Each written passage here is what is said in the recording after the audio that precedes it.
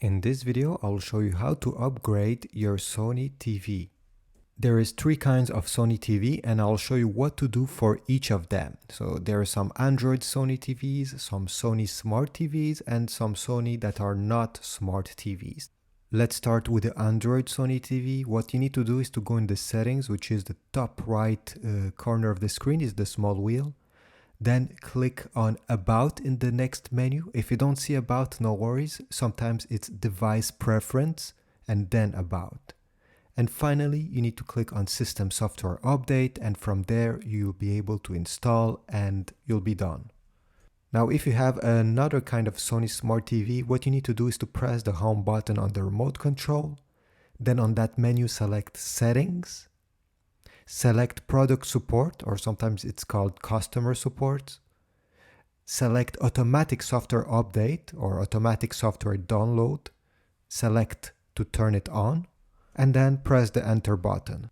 The next time your Sony TV will be in standby mode, it will install any updates that need to be installed. Now, if you have a Sony TV that is not connected to internet, you'll need to update it via USB. I have put a link in the description where you need to go on the Sony website so you can type the name of your TV, so the model name. And from there, you're going to select your TV, and on the second page, you're going to see System Software Update. You're going to click on that.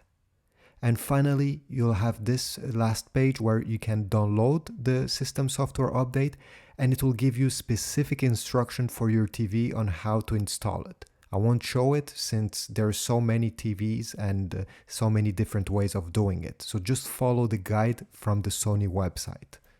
If you're still having issues after updating your Sony TV, I suggest that you simply unplug it and wait 5 minutes.